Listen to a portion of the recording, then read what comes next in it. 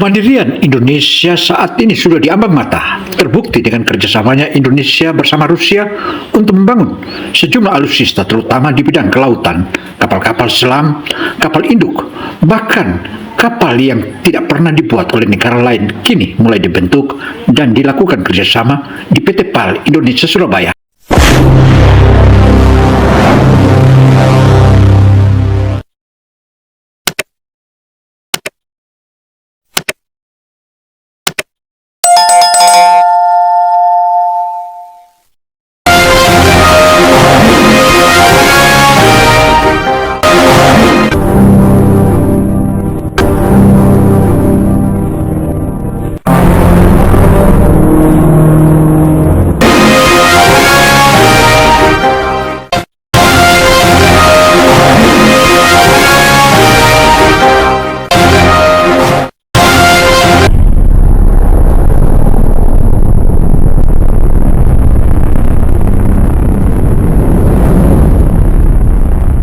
Saudara, di tengah memanasnya kondisi politik global dewasa ini, tentu saja semua negara memperkokoh dan memperkuat alutsistanya dan sekaligus memperkuat security dalam negeri serta menangkal berbagai macam geopolitik dari manapun adanya, tak terkecuali Indonesia.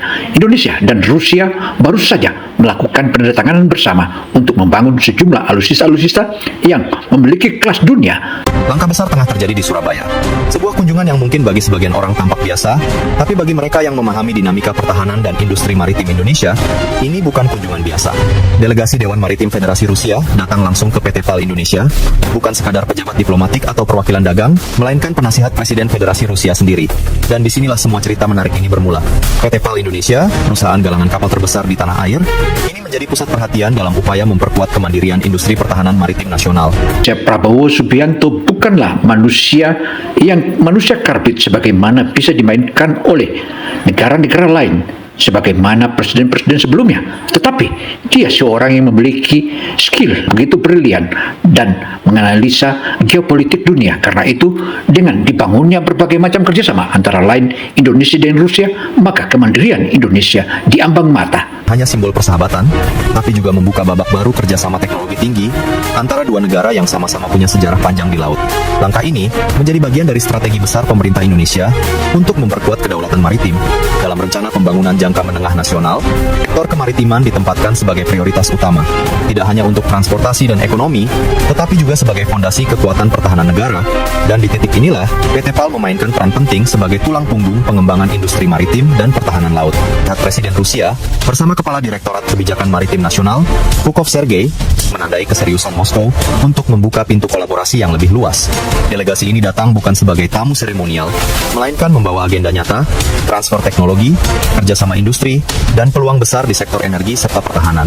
PT PAL sendiri, sambutan hangat datang dari Kaharudin Djinut, yang menekankan pentingnya momentum ini bagi masa depan industri maritim nasional. Saudara, dalam paparan sejumlah sumber sebagaimana yang ditegaskan oleh Kaharudin Djinut sebagai Direktur PT PAL yang alumnus dari Jepang, itu tentu saja dia memiliki kekuatan yang tak pernah lagi bisa dimainkan oleh negara-negara lain. Kepiawaiannya sebagaimana cita-citanya dari sejak kecil kini mulai ditampakkan satu persatu.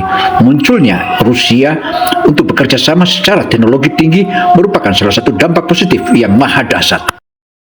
Kaharudin menjelaskan bahwa PT PAL membutuhkan strategi kemitraan jangka panjang. Tidak cukup hanya membangun kapal, tapi harus masuk lebih dalam ke penguasaan teknologi, pengembangan sumber daya manusia, sistem digital, hingga rantai pasok global, yang menjadi inti dari pembicaraan. Pertama, peluang kerjasama di bidang teknologi kapal perang dan kapal selam. Kedua, pengembangan pembangkit listrik tenaga nuklir atau PLTN dengan melibatkan Rosatom, perusahaan energi nuklir terbesar milik Rusia. Dua bidang yang sangat berbeda, tapi punya benang merah yang sama, kemandirian teknologi dan ketahanan strategis Indonesia di masa depan, dan sistem peluncur vertikal atau VLS. Semua sistem yang selama ini menjadi tulang punggung kekuatan laut mereka. Teknologi semacam inilah yang berpotensi besar ditransfer ke Indonesia jika kerjasama ini berhasil diwujudkan dalam bentuk konkret. PT PAL juga dikenal lewat kemampuannya mengembangkan general engineering di bidang energi dan elektrifikasi maritim. Dengan pengalaman ini, sinergi dengan Rusia bisa menciptakan lompatan besar dalam penguasaan teknologi strategis. Menariknya, kunjungan ini bukan pertama kali Rusia mendekat ke Indonesia. Sebelumnya, Duta Besar Rusia untuk Indonesia, Sergei Dulkenov, juga sudah berkunjung ke PT PAL. Tapi kali ini berbeda. Yang datang bukan diplomat, melainkan langsung dari jajaran penasihat presiden. Itu artinya, tingkat kepentingannya jauh lebih tinggi dan bisa menjadi sinyal bahwa Moskow serius membuka kerjasama di tingkat industri strategis. Saudara, munculnya berbagai industri strategis di tanah air tentu saja itu merupakan ejawentakan ataupun keinginan tersendiri dari Presiden Prabowo karena dia paham Indonesia jika harus menjaga keamanan dan menjaga kekayaan alamnya, Indonesia harus memiliki alutsista yang kuat. Hanya, Petrusev Nikolai menyampaikan pesan yang cukup jelas. Rusia, katanya, memiliki semua teknologi maritim dan pertahanan yang dibutuhkan Indonesia, dari sistem kapal permukaan, kapal selam, hingga teknologi nuklir sipil, dan mereka siap berbagi melalui kerjasama yang saling menguntungkan. Pernyataan ini terdengar sederhana, tapi maknanya besar. Karena jika benar diwujudkan, Indonesia berpeluang mengakses teknologi yang selama ini sulit didapatkan dari mitra barat. Kaharudin menambahkan bahwa PT PAL tengah berfokus untuk memperkuat kemampuan desain dan integrasi sistem. Dalam dunia pertahanan, integrasi sistem ini adalah kunci, sebab kapal modern bukan hanya soal lambung baja, tapi soal otak dan senjata yang ada di dalamnya. Salah satu yang menarik perhatian adalah potensi kerjasama di bidang sistem peluncur vertikal atau VLS. Ini adalah sistem yang memungkinkan kapal perang meluncurkan rudal ke berbagai arah tanpa harus mengubah posisi kapal. Teknologi ini digunakan oleh banyak negara maju dan Rusia termasuk pionirnya. Jika sistem ini bisa diadaptasi oleh PT PAL, maka kemampuan ofensif armada laut Indonesia bisa meningkat signifikan. Selain itu, ada juga pembicaraan mengenai torpedo dan rudal jarak jauh yang bisa diluncurkan dari kapal selam maupun kapal permukaan dari Indonesia. Namun kerjasama ini tidak hanya berhenti di aspek militer. Rusia juga menawarkan peluang di bidang energi maritim dan pembangkit listrik tenaga nuklir. Melalui Rosatom, Rusia ingin memperkenalkan teknologi reaktor nuklir skala kecil yang bisa digunakan untuk pembangkit listrik di wilayah terpencil, termasuk untuk mendukung pelabuhan dan kawasan industri maritim. Konsep ini sejalan dengan rencana pemerintah untuk membangun ekosistem energi berkelanjutan di kawasan pesisir dan kepulauan. Dengan teknologi nuklir sipil, Indonesia tidak hanya memperkuat ketahanan energi, tetapi juga membuka peluang baru bagi pengembangan industri maritim. Dibahas rencana kerjasama pelatihan, program vokasi, dan magang industri antara Indonesia dan Rusia.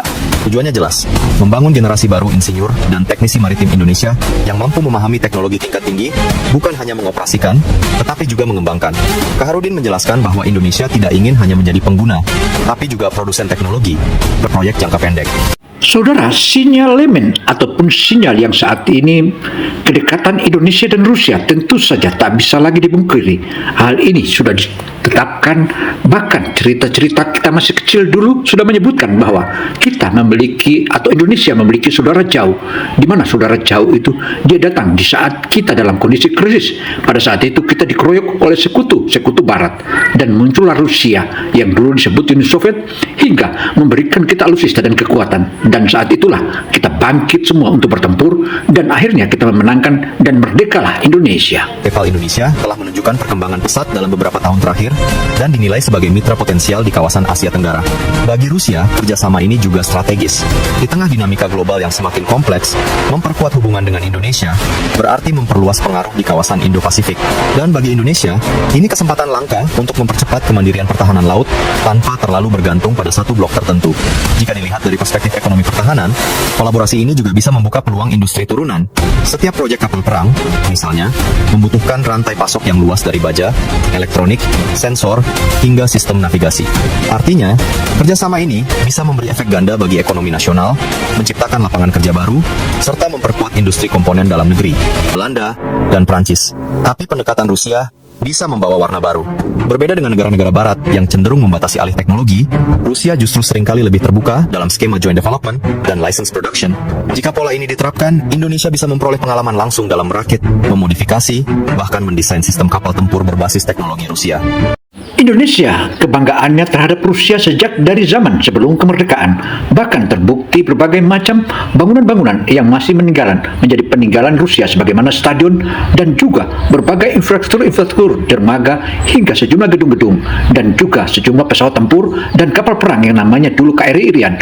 Itu semua ini masih berada di tahap penjajakan, tapi sinyal-sinyal yang muncul menunjukkan arah yang cukup jelas. Pemerintah melalui PT PAL tampaknya ingin memperkuat fondasi industri pertahanan laut agar tidak lagi bergantung bergantung pada impor.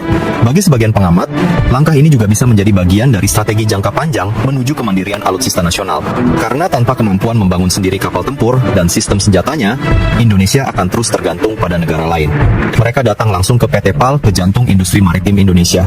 Artinya, mereka ingin berbicara langsung dengan pelaku teknis, bukan hanya pejabat birokrasi. Ini bisa diartikan sebagai bentuk kepercayaan sekaligus keseriusan untuk membangun kerjasama konkret. Jika melihat tren global, banyak negara mulai memperkuat kerjasama bilateral di bidang teknologi militer dan energi maritim. Kolaborasi dengan Rusia ini bisa menjadi batu loncatan penting untuk memperkuat posisi Indonesia sebagai poros maritim dunia. Namun tentu ada tantangan besar di depan. Kerjasama semacam ini membutuhkan kehati-hatian, terutama dalam urusan teknologi sensitif dan regulasi internasional. Saudara, kehadiran Presiden Prabowo sejak dia menjadi Menteri Pertahanan mulai tampakkan kedekatannya dengan Rusia. Bahkan sebelum dia dilantik sebagai Presiden pun, dia sudah lebih awal menyeberang ke Rusia. Dan sebelum itu pula, ia sudah meminta dukungan dari Rusia mulai berbagai macam strategis hingga masuk ke teknologi-teknologi tingkat tinggi, terutama teknologi strategis yang menyangkut alutsista. Ini